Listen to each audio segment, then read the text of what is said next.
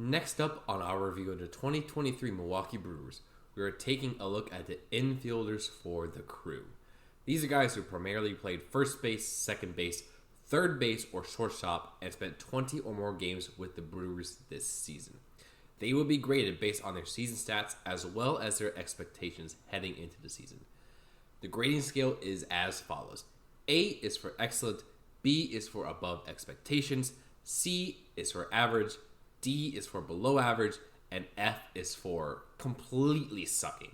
So let's go on ahead and get started with the power-hitting first baseman, Rowdy Tellez. Coming into the season, Rowdy had very high expectations after hitting 35 home runs in 2022. With the banning of extreme shift that robbed him of several hits, it was expected that his average would increase and he would be more consistent in his productions. However, his 2023 season did not go as planned at all. Tellez's numbers decreased across the board, and he missed almost 50 games due to a couple of injuries that kept him on the shelf. In 2023, Tellez had a slash line of 215, 291, 296 with 13 home runs, 47 RBIs, 9 doubles, an OPS of 82, and a B-WAR of negative .6. He at least broke even in terms of defense, having a defensive run saved of 0. But overall, it was just a very disappointing season for the first baseman, and you have to wonder what the heck the Brewers are going to do with first base in the offseason. For the 2023 season, I'm giving Tellez a grade of D. The rookie second baseman had quite a few ups and downs this season, especially early on when he was even sent back down to AAA to try to work on his swing. But there were plenty of great things about this season as well. From a grand slam for his first career home run, excellent defense, and a good amount of steals, but he did struggle with his hitting for basically the entire year. But I do think he showed enough potential, and especially on defense at the moment, to be considered the second baseman of the future. Overall in 2023, Terang had a slash line of 218, 285, 300 with 6 home runs, 34 RBIs, 9 doubles, 3 triples, 26 steals, an OPS plus of 62, and a B-WAR of 1.6. He was superb defensively, having a defensive run saved of 12, the highest mark of any second baseman in the NL, and somehow wasn't nominated for a Gold Glove. For his rookie season, I'm giving Terang a grade of C+, as his bat really needs to be developed for more consistent power and contact, but his speed and defense was superb. What an interesting season it was for Willy Adames, as he really struggled with getting consistent contact and had a high amount of strikeouts, but he still put together a decent season offensively and was his usual solid self at defense. Adames had a slash line of 217, 310, 407 with 24 home runs, 80 RBIs, 29 doubles, 2 triples, 5 steals, and an OPS plus of 95 and a B-WAR of 3 on the dot. Defensively, he had 8 defensive runs saved as the Brewers shortstop, but it will be seeing what the Brewers do with Willy Adames as it is his last season of arbitration. He's due for a big raise, and you are questioning the production he is having consistency-wise. So it might be a trade scenario for him this offseason.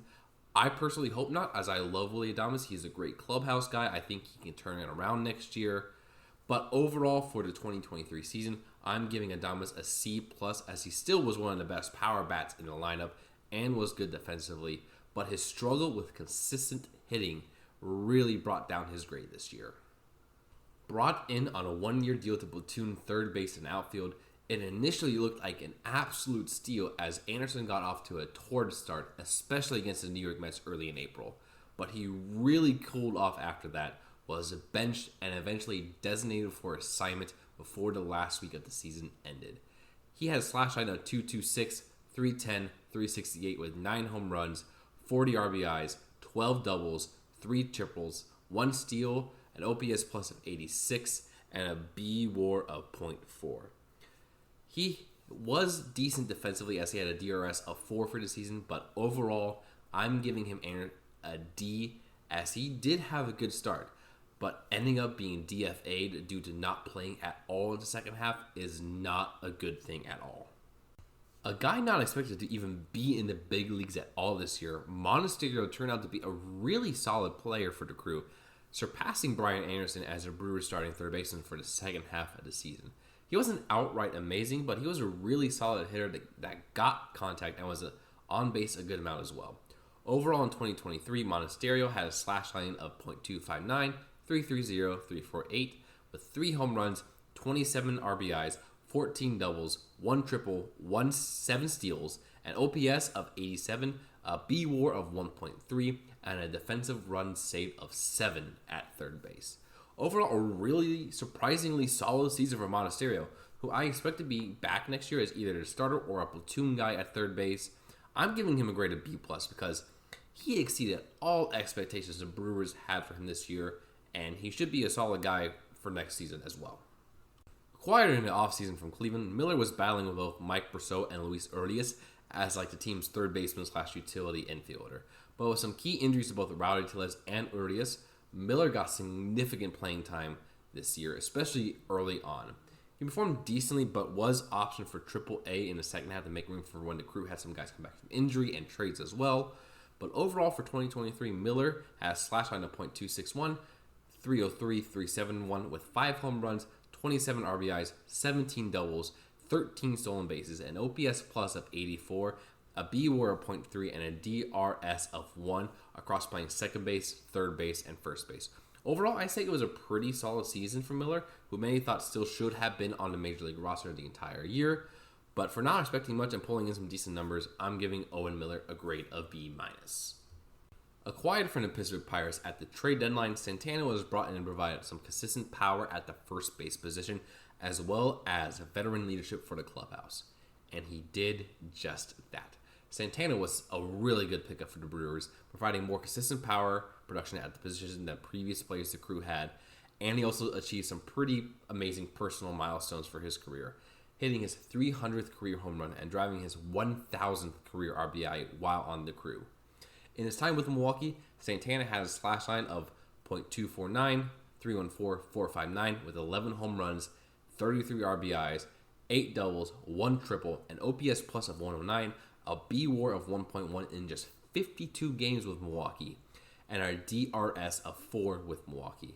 His defensive effort for the entire season, including with Pittsburgh, has been recognized as he was nominated for the Gold Glove at first base in the National League.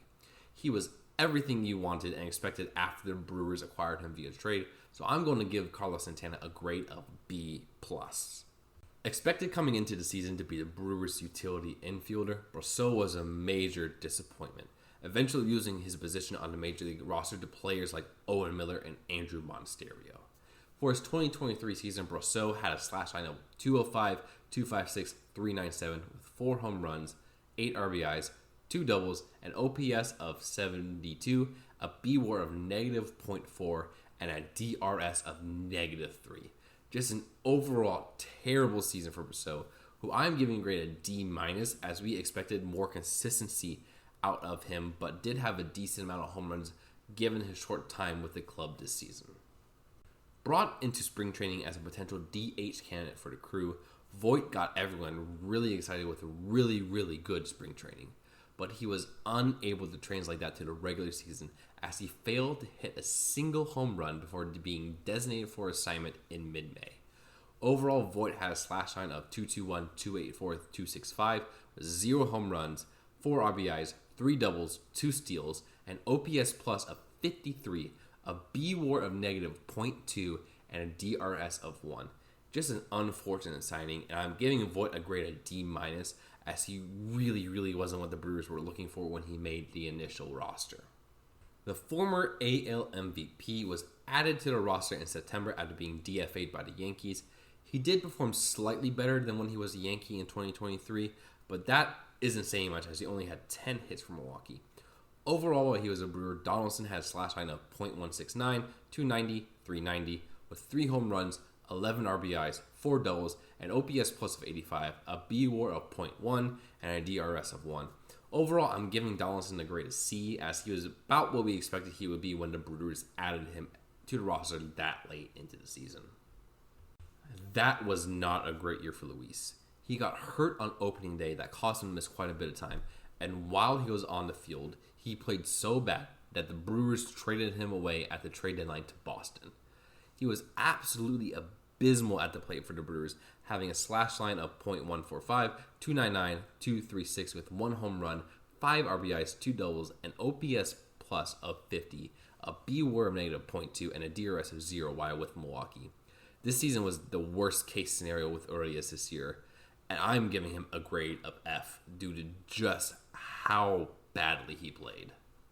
So if you look at the overall grades the Brewers infielder had, Tellez got a D, Terang a C+, Adames a C+, Anderson a D, Monasterio a B+, Miller a B-, Santana a B+, Brosseau a D-, Voit a D-, Donaldson a C, and Urias an F, giving us an overall grade of 1.68 or a C-.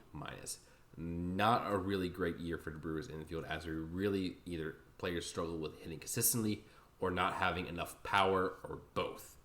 So hopefully the Brewers be able to address some issues here at first base and third base. So it'll be interesting to see what they do in the offseason regarding those two positions. Thank you guys so much for watching. If you enjoyed the content, please remember to like, comment, and subscribe to the channel for more. Next up, we're going to be doing the outfielders and catchers. And so stay around for that. Until next time, I'll see you again very soon. Bye for now.